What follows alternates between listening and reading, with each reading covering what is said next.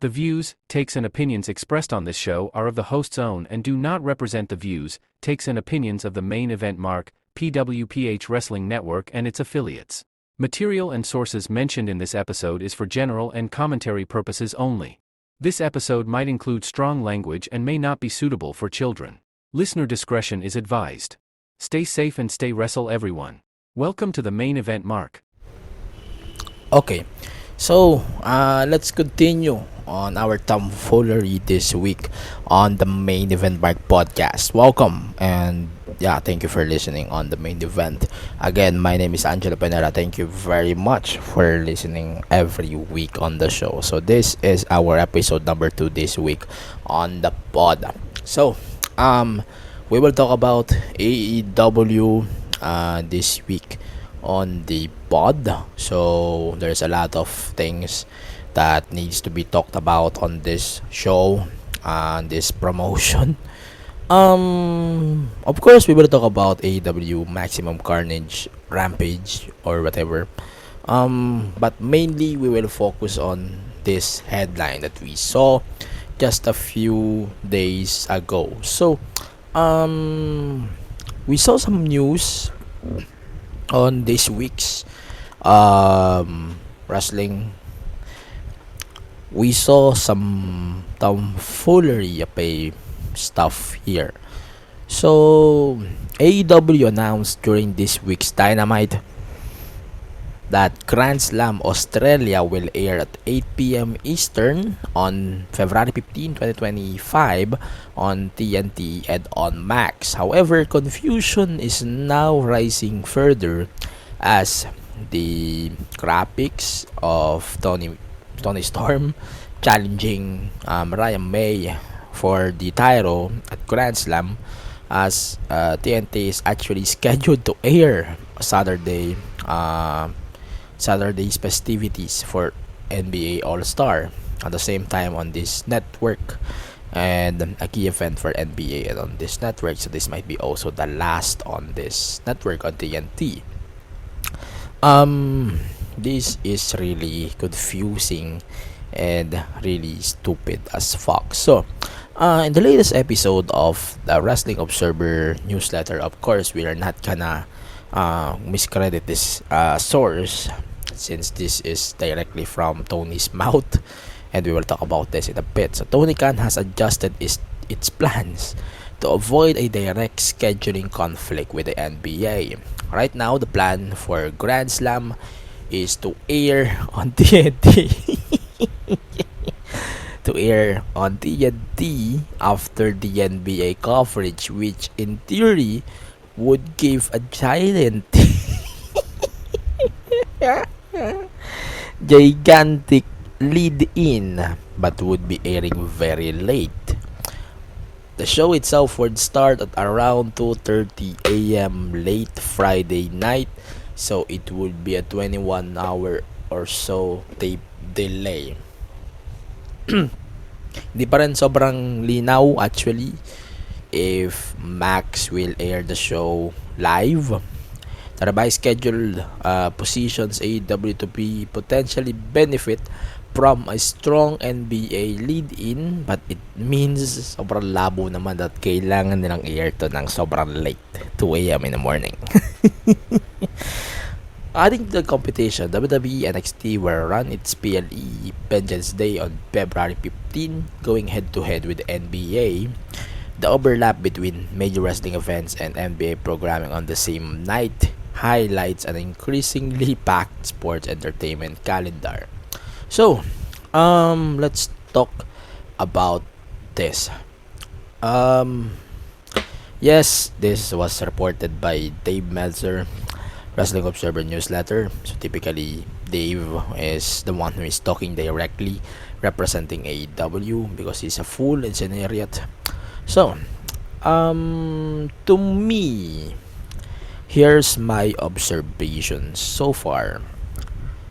Yes, Dave Meltzer is a fucking tool, and I don't give a fuck about this guy. But we need to address some misconception on why we have to air this show 2:30 in the morning, like Are you guys on joints? Are you guys on fucking joint? Like, Tony, Dave, usap nga tayo. Mga addict ba kayo? Mhm. Alam nyo, AEW is definitely having its worst year. And its wrestling shows and its wrestling tomfoolery. There's a lot of things happen in 2024. But it might worse in 2025 if we're going to continue with this tomfoolery. And now, with this NBA All-Star game going to take the AEW collision slot, which is, it really makes sense. Pero putang ina, why we're insisting on these time slots? Like, man, can you please play it earlier instead of playing it after the NBA? Like, tangina, walang manonood ng wrestling 2:30 a.m. US time. Ako na nagsasabi. Kung i-up mo yung VOD, okay lang. Pero, live? Are you nuts? Are you guys nuts? Like, Tony, why? I get what you meant. Okay na sana kung live to eh. Okay sana kung live to na 2 a.m. Tatanggapin ko na live to. Tatanggapin ko kung live to. Kasi live talaga sa Australia. Directly. Pero tangina, tip delayed na nga lang. Hindi nyo pa magawang i-air ng live. Kasi di naman mapupuwik ni AEW tong Warner Bros. Discovery for obvious reasons. Pero this is really a tomfoolery idea to air Grand Slam Australia. Like, tangina, what's wrong with Tony? Like, fuck me, man. Tony, like, what the fuck? Let's talk about this. Sobrang labo mo. 2024 is definitely AEW's worst year. And Tony seems like he wants to extend that to a higher level of stupidity. And he's still listening to Dave. He's still taking things from Dave because he's a stupid idiot. Can't understand what's the difference of good, bad, and worse on this damn thing. Sobrang labo naman kasi why we are still insisting of putting AEW programming like after of a big blow of programming like this NBA. NBA nowadays is on a decline. As far as I know, I'm not sure how basketball fans are taking this tomfoolery seriously. Pero, tangina, NBA is on a decline when it comes to TV. Tapos, tangina, nag-i-insist pa kayo na manood kayo nito after ng NBA. Like, are you guys on drugs? Are you guys on fucking drugs? Like, 2:30 a.m. in the morning. It's just stupid as fuck. Tapos, tangina, parang ang labo naman. No? Pero, ayaw kong, let's say the NBA All-Star Game ends at 11 or 12 p.m. or 12 midnight. Like, still, who in the fuck needs to watch this shit? Can we air this before the NBA instead? Para di tayo naglolokohan dito. 2 hours lang naman yan eh. 2 hours or 3 hours lang naman yan. Di naman yan special lang naman to, hindi na to PLE, di ba? Hindi na to pay-per-view, like what you're trying to endorse or advertise last year. Iba na to ngayon eh. This is just basically a special. Ngayon, di ba? And now, your guys are now presenting it like it's a live show. Like, people needs to care about this. People needs to be hooked on this.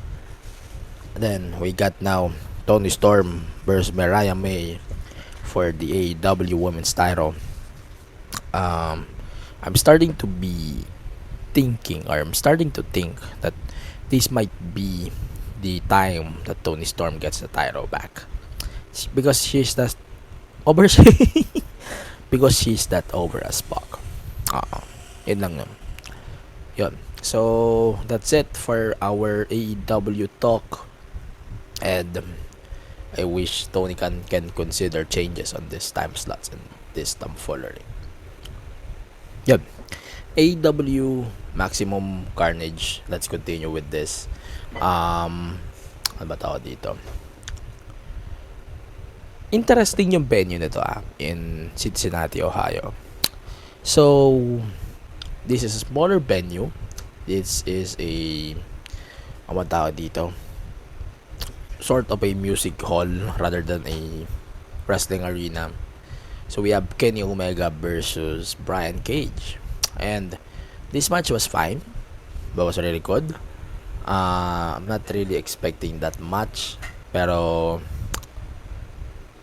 Omega beating Cage really makes sense. Of course, it's a comeback for Cage. Then, yeah, that was really good to me. Ano pa ba? This is really amazing. The presentation actually for the venue. Props to them actually on this. I hope TNA can also use this venue. Promise.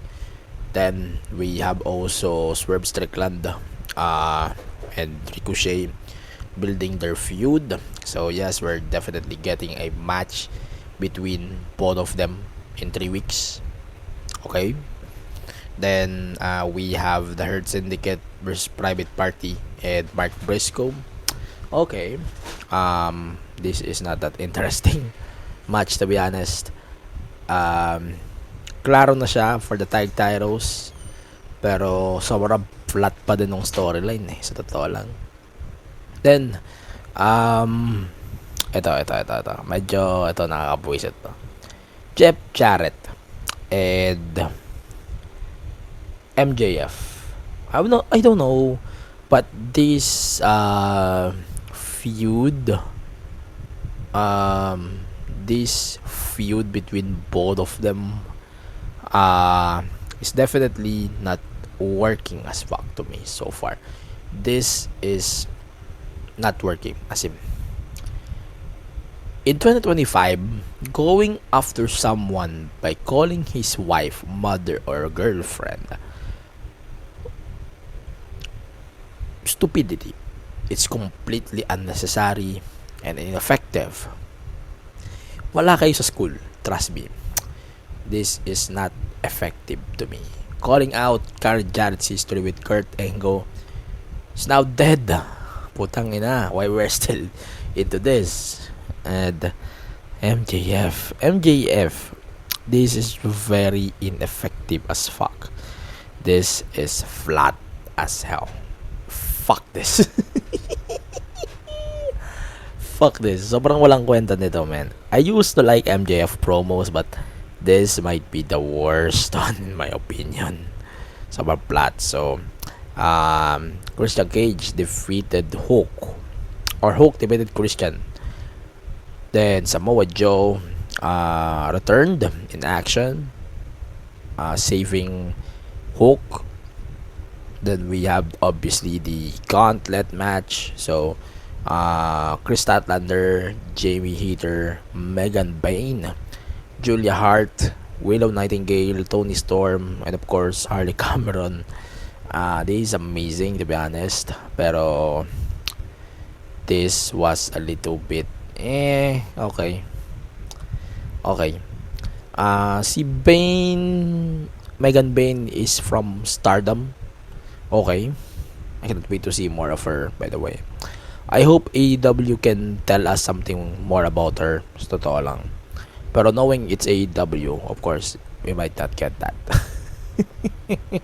So, the main event between the Dead Riders and John Moxley Dead Riders versus Powerhouse Hobbs. Ano tawag dito?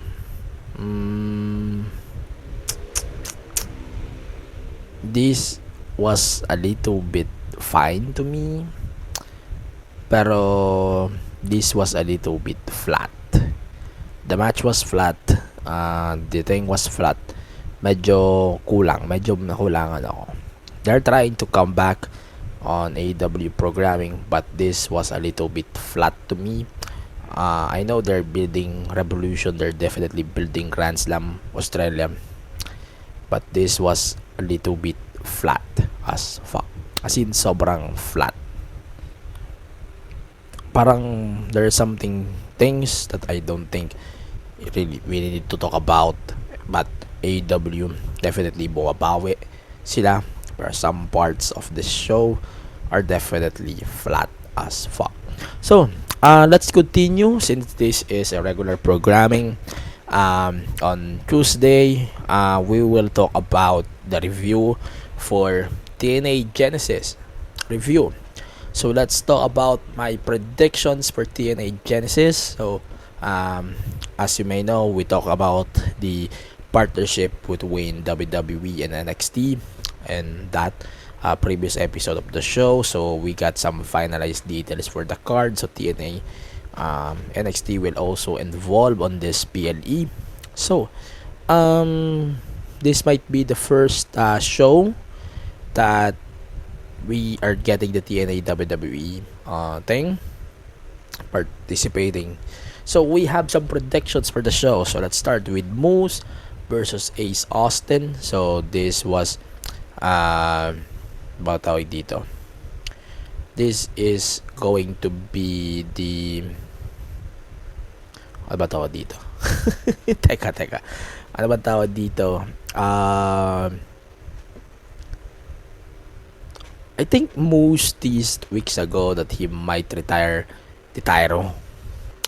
Pero it seems like it's not the case so far, but I hope we can consider that. For now, I would say Ace Austin wins the Tyro just to prevent the retirement of this belt. But feeling ko naman it might be different this time. Then Spitfire versus Ash by Elegance and Heather by Elegance. Definitely Spitfire. Tag titles match for the TNA Knockouts World Title match. So we have Josh Alexander versus Mike Santana. This now a I Quit match. So this was a little bit tough for me. Josh Alexander needs to be not that protected on his way out. So people might know the news. So Josh Alexander is leaving AEW or TNA. And after the tong event, I might go pre-agency. Pero I'll say Mike Santana gets the win. Then Jordan Grace versus Tessa Blanchard. So Tessa Blanchard, yes, is competing again on a wrestling show in America. So I would say Tessa Blanchard's second run in this company is okay to me. It was okay to me. So far, we never see her in action, but we definitely will to see her. I would say Tessa Blanchard wins just to see if totoo nga ba na magpe-pre-agency din si Jordan Grace. Pero it might be true just to throw her out of the table. So the Hardys versus the Rascals for the TNA tag titles. I don't see the titles go change hands. Same with this one. So Masha Slamovich versus Rosemary in a Clockwork Orange House of Fun match for the TNA Knockouts World Title. Masha to.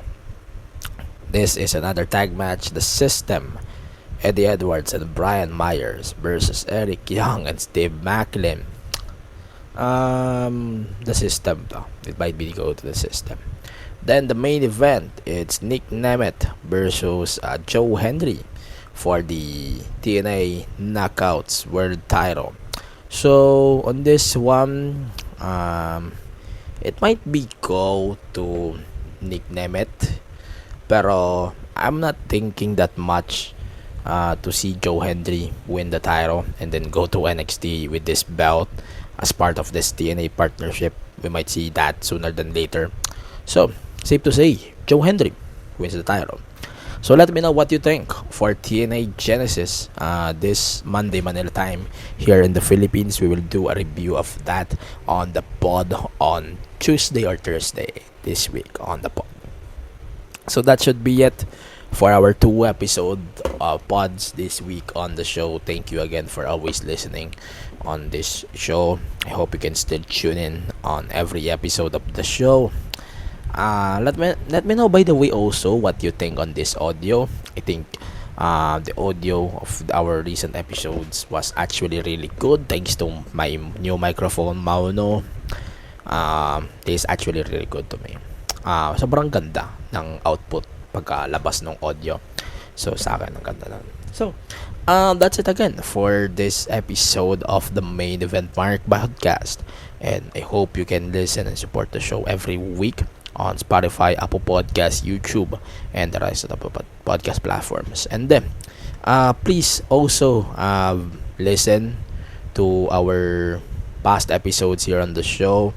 And yun, follow the pod on all of the social media platforms and also on Blue Sky at the Main Event Mark PW. Yun. And then please support the pod on Patreon, patreon.com/Main Event Mark PW. So, in behalf of everyone here on the show, thank you very much for always supporting the show. And we will see you guys next week, Thursday, for our Genesis review. We will talk about more, especially the Collision ridiculous bullshit 10-man tag. We will talk about that next Thursday on the pod. For now, this is Angelo Panera from the Main Event Mark podcast. This has been a PWPH Wrestling Network podcast. Stay safe, stay wrestle. Bye for now.